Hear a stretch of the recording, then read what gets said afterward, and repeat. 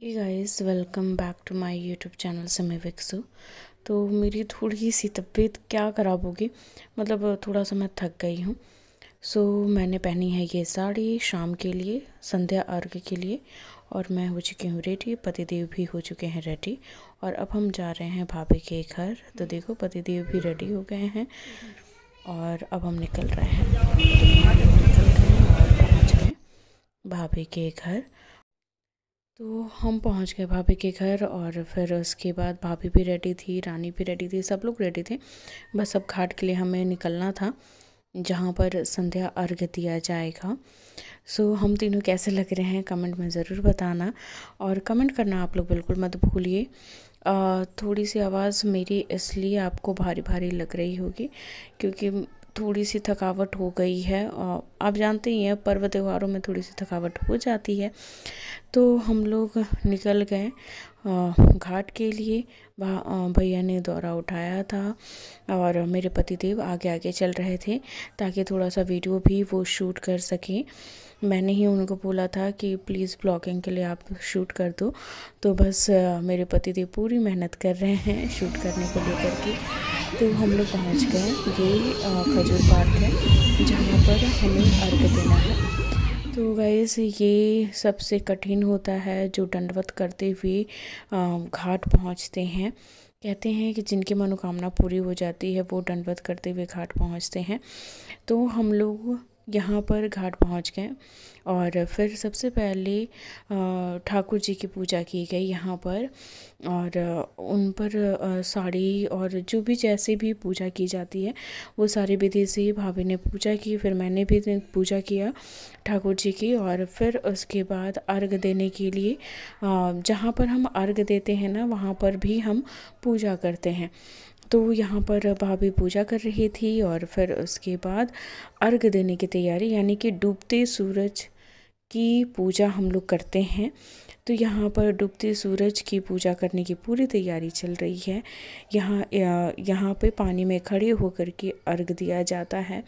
और सच में जो व्रती होती हैं वो बहुत कठिन व्रत है ये। 3 दिन का फास्ट रहता है उनका, और पूरे मतलब हर्षोल्लास के साथ ही ये वो व्रत करती हैं, कहीं भी कमी नज़र नहीं आती है। तो बस अब हम लोग जा रहे थे अर्घ देने के लिए। भैया ने वो सामान ले लिया है और विक्की ने भी ले लिया। मैं पीछे खड़ी थी कि अगर कोई हेल्प की ज़रूरत होगी तो फिर मैं करूँगी। तो भैया कह रहे थे कि आप आराम से रहना क्योंकि चोट वोट ना लगे। तो बस मैं ये सारी चीज़ों का ध्यान रख रही थी और बस अब हम जा रहे हैं अर्घ देने के लिए। तो भाभी अर्घ देंगी, चूँकि निर्जला व्रत है उनका। सभी लोग जानते हैं कि निर्जला व्रत होता है छठ में। तो यहाँ पर भाभी पानी में गई और फिर उसके बाद अर्घ देने के लिए वो तैयार हो गई। तो किस तरह से अर्घ दिया जाता है वो भी आप देखिए। बहुत ही मतलब क्या कहूँ, दिल को सुकून मिलता है जब छठ पूजा होती है हमारे यहाँ। तो मतलब एक कहते हैं ना कि जैसे शादी होती है घर पर, वैसा ही धूमधाम होता है हमारे घर पर।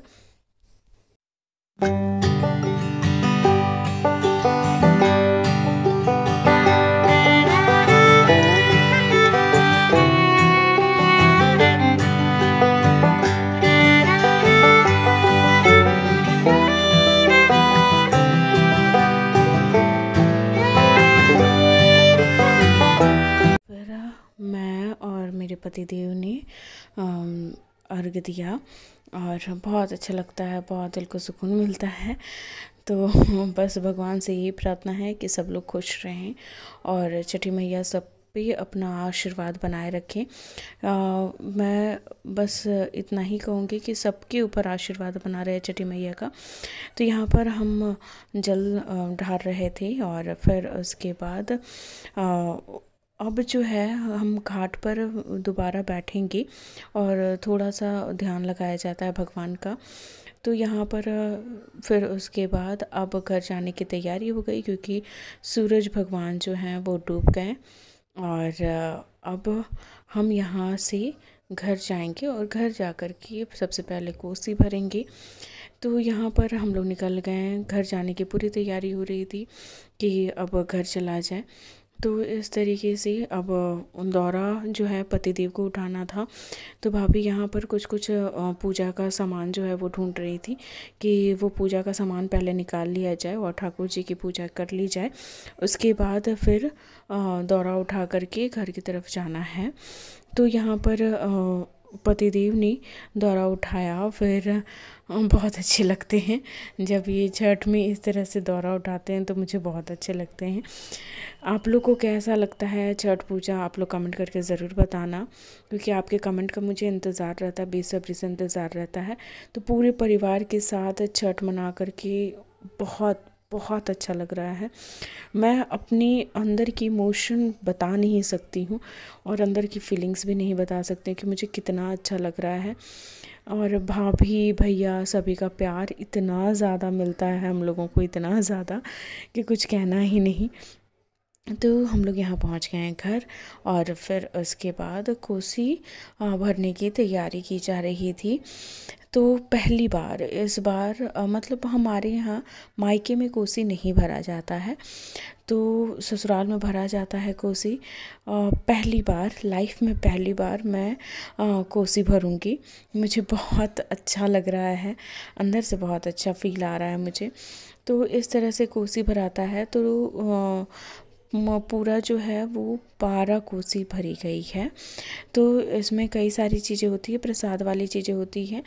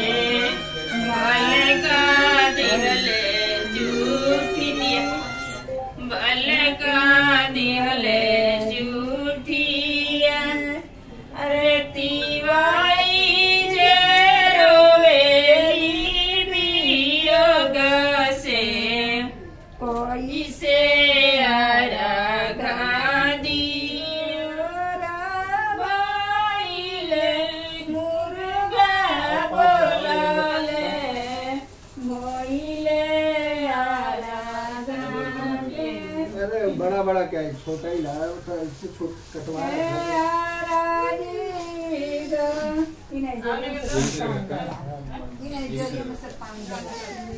पकड़ो 5 आदमी होने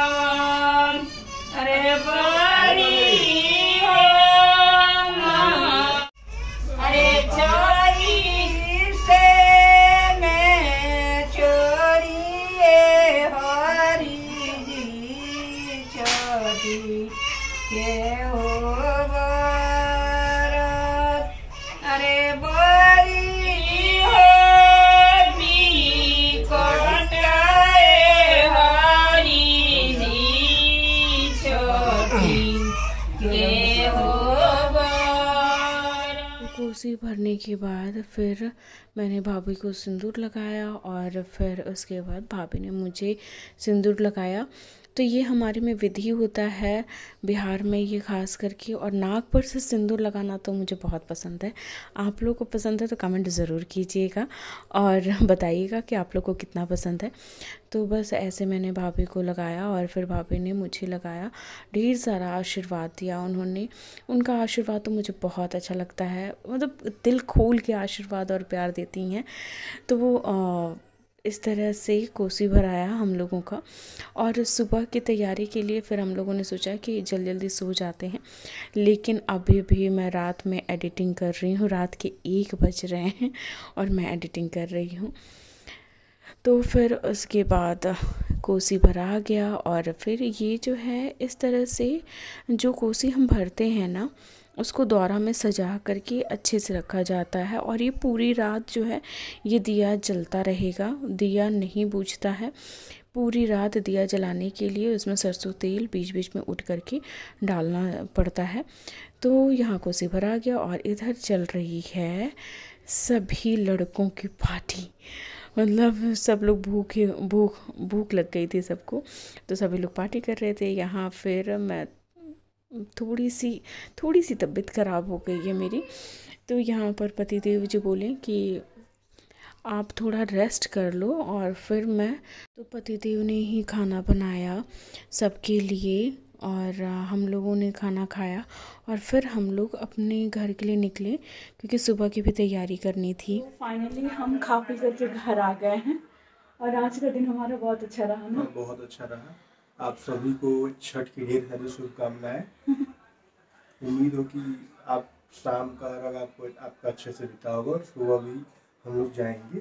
सुबह का जो हमारा आखिरी अर्घ होता है, एक तो सूर्यास्त होता है, एक तो सूर्योदय होता है। हाँ। तो सूर्योदय वाला हमारा कल है, तो आई होप सबका अच्छा होगा और कल भी अच्छा होगा। तो क्या कहें, बहुत अच्छा हुआ। सही बात है। लंबे समय बाद हम हैदराबाद से, मतलब 6-7 सालों बाद विद फैमिली छठ पूजा में शामिल हुए। मतलब 7 सालों से तो मैं घर पे गया ही नहीं छठ में या दीपावली में। इस बार लास्ट टाइम गए थे हम लोग से, वही मैं अपने मायके गई थी लास्ट टाइम। वो भी मैं अपने घर नहीं गया था। दिवाली भी अच्छी रही और छठ भी बहुत अच्छा रहा। फेस्टिवल इतना अच्छा रहा कि मतलब मन खुश हो गया, मन गदगद हो गया, बता नहीं सकता। सही बात है। हैप्पी छठ आप सभी को। सही में आप लोग को हैप्पी छठ और खूब एंजॉय कीजिए, खूब तरक्की कीजिए, सभी लोग खूब तरक्की कीजिए और अपना प्यार और आशीर्वाद हम दोनों पे ऐसे ही बनाए रखिए। ढेर सारा प्यार दीजिए, ढेर सारा सपोर्ट दीजिए, आशीर्वाद अपना हर समय बनाए रखिए। तो गाइस ये वाला ब्लॉग मैं यहीं एंड करती हूँ और सुबह का अर्घ का है वो मैं न्यू स्टार्ट करूँगी और फिर सुबह क्या क्या होता है वो सारी चीज़ें मैं आपको दिखाऊंगी। So guys bye, love you all.